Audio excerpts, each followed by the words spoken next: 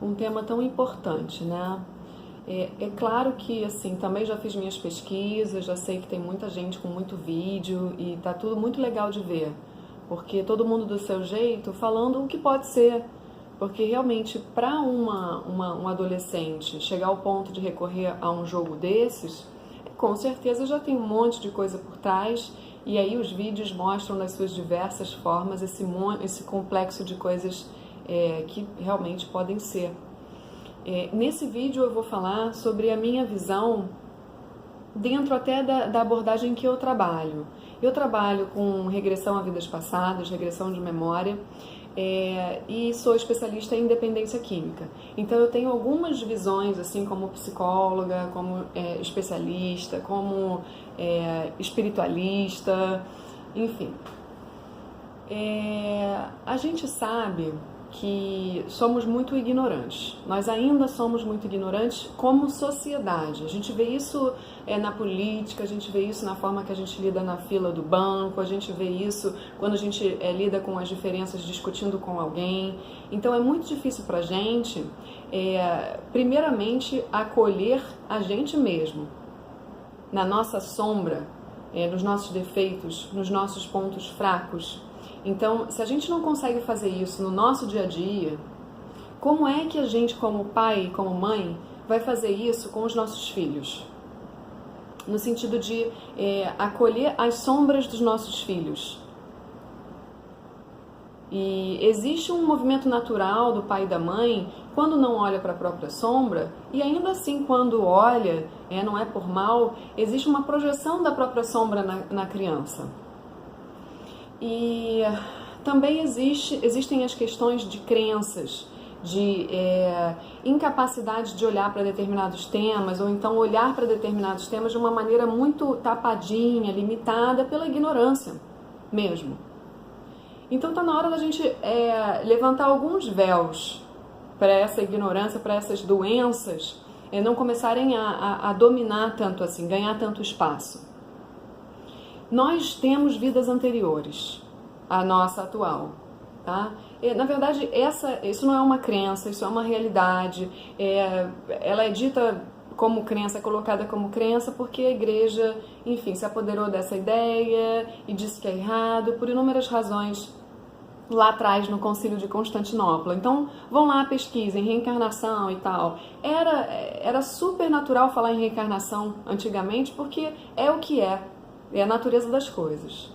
Agora, a nossa sociedade, de uma maneira geral, a política não quer que a gente veja a verdade por outros interesses. Não quer que a gente evolua, não quer que a gente conheça, não quer que a gente desbrave nada, né? As autoridades, os governantes querem que a gente fique ignorante porque fica mais fácil de manipular. E aí a gente tem essa tendência, como seres humanos medrosos que somos, a ser manipulados e viver como se fosse a verdade. Beleza. Então, eu encaro assim, a reencarnação ela é uma realidade, eu vejo no consultório isso a todo instante, eu vejo isso em mim no meu processo, tá? Depois que eu comecei a acessar vidas passadas, eu tive na minha adolescência processo depressivo, eu tive ansiedade, eu tive diagnósticos, eu tomei medicações psiquiátricas, então eu sei do que se trata, hoje como profissional mais ainda. Nós temos neurotransmissores que são responsáveis pela comunicação entre um neurônio e outro, e cada neurotransmissor serve para uma função, e existem os neurotransmissores do prazer, que fazem a gente ter essa motivação para a vida, gostar das coisas, ver um colorido, né? E quem tem um déficit ou algum tipo de comprometimento nessa fabricação desses neurotransmissores acaba deprimindo ou tendo tendências ao isolamento, enfim, que são sintomas característicos dos estados depressivos. Agora, você tendo uma predisposição química ali para um estado depressivo, você acaba emanando isso no seu campo de energia e você acaba atraindo ou indo buscar mesmo por vontade própria coisas que vão te detonar. Esse é um ponto. Agora, o que está por trás dessa disfunção química? O que leva uma pessoa a funcionar normalmente regular na química cerebral dela e uma outra não funcionar? Aí, a questão da ressonância de vidas passadas é muito importante a gente compreender. Só que isso já está em alguns outros vídeos anteriores, quando eu falo em dependência química e tal, então vai lá e procura. Porque quando a gente tem ressonâncias a cargas emocionais muito pesadas de vidas anteriores ligadas a padrões de tristeza, de revolta, de angústia, de uso de entorpecentes e tal, essa ressonância de vidas passadas está ali presente na química, nos neurotransmissores. E aí, o que acontece? Altera ali o giro atômico dos elétrons, tem os prótons positivos, elétrons negativos, os elétrons ficam ali meio rola um curto-circuito na fenda sináptica, um curto-circuito sináptico. Para quem estuda apometria, entende disso melhor do que eu, né? Misturado com a psicologia, a psiquiatria. Então, a ressonância de vidas passadas causa uma desregulagem química. Uma vez que a gente acessa algumas vidas referentes a esses padrões, isso quem tem que mostrar é o mentor espiritual da pessoa, não o terapeuta. Não é para ser induzido nada nesse processo, tem que ser natural. Essa desregulagem se desfaz, aquele curto-circuito ele acaba se desprendendo.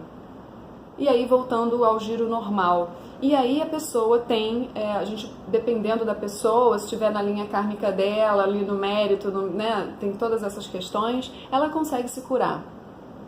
Tá? Eu não estou aqui dizendo que a pessoa não precisa tomar medicação, eu sou a favor da medicação para tirar as pessoas da crise, para elas terem, e cada caso é um caso, não vou entrar nisso aqui.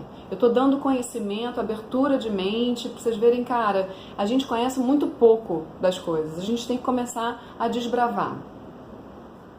Beleza, agora falando em dependência química, como funciona o cérebro de um adolescente que joga videogame a maior parte do tempo dele? A gente vai entrar aí numa história do despreparo dos pais diante de uma sociedade frenética, de tecnologia, de esse crescimento bombástico que a gente tem. Porra, gente, eu quando era adolescente, foi quando começou a surgir o celular, que era um tijolinho. Começou a surgir e-mail. Então, assim, eu ainda sou da época das cartas. Como a coisa tá numa velocidade absurda. E é claro que os pais ficam despreparados para enfrentar isso. E as crianças, elas gostam, né? Elas se viciam. Então existe aí um vício também de jogo. Isso mexe com a química. E a pessoa que está vulnerável, eu já disse isso, vai atrair esse tipo de coisa, vai buscar esse tipo de coisa e vai preencher ali o que está faltando de uma maneira errada, disfuncional, porque ela está vibrando assim. Então cabe a nós, eu tenho que concordar com muitos vídeos feitos de maneiras muito legais, cabe aos pais aprenderem a lidar com as próprias sombras, para poderem olhar para as sombras dos filhos e se comunicar, sabe, buscar ajuda. Existem muitos centros da caridade, da luz, que não cobram um centavo para fazer os trabalhos, trabalhos maravilhosos. Eu tenho várias indicações para vocês, se vocês quiserem. Enfim, e dá para ir buscar, tem acesso, hoje a internet está aí, ela também pode ser muito positiva. A gente tem que só aprender a achar o equilíbrio. Então, assim, busquem ferramentas para ajudar os seus filhos dentro da espiritualidade também, porque esse distanciamento do lado espiritual deixa um buraco na família, deixa um buraco na pessoa que já vem com uma tendência a se deprimir, a se angustiar, a se revoltar e a se isolar. Mas isso, se a gente tiver uma compreensão holística, a gente sabe que não é culpa dos pais. Culpa, não. Existe aí uma responsabilidade de ajudar esse espírito que veio já com comprometimentos. Ajudar a guiá-los, né, a ligar uma lanterna para eles enxergarem um bom caminho. Então, se os pais não têm essa lanterna, fica difícil. Então, tem que ir buscar, tá? E acredito eu que, assim, a saída melhor seja técnicas com profissionais bem qualificados, que vocês sintam firmeza, porque na vulnerabilidade a gente entra em cada buraco que depois fica difícil de sair. Então, tem que ter muito cuidado com a escolha dos profissionais, tem que ficar de olho também no processo terapêutico. tá? Tem que acompanhar, porque nenhum filho vem nos pais por acaso, em determinados pai e mãe, nada é por acaso, gente. Tem tudo um porquê. Então os pais também têm que entrar no processo terapêutico junto e desbravar. A palavra de hoje é desbravamento, desbravar, desbravar. A gente tem que sair do status quo. A gente tem que sair somente dos rótulos. Os rótulos são importantes, a ciência é importante, a medicação é importante, mas assim, para a gente poder ter um norte. Mas não é para a gente se firmar naquilo e ficar naquele rótulo até a morte. Um depressivo não precisa ser depressivo para o resto da vida dele.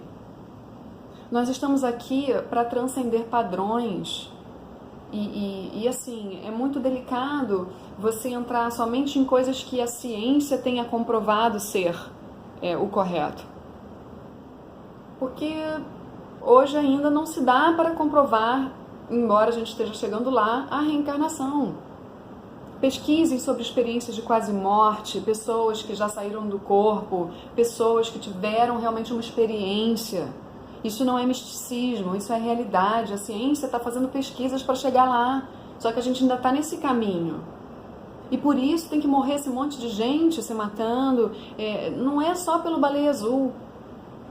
Os suicídios aumentam. A gente sabe que a depressão está alarmante. E é tudo natural pelo movimento até planetário. Estudem, porque a sombra sobe na medida em que a luz tem que entrar, o espaço tem que ter espaço para a luz entrar. Então a luz vai entrar no espaço que estava sendo ocupado pela sombra. Então no processo de limpeza, a caca tem que subir, a sombra sobe para a luz entrar.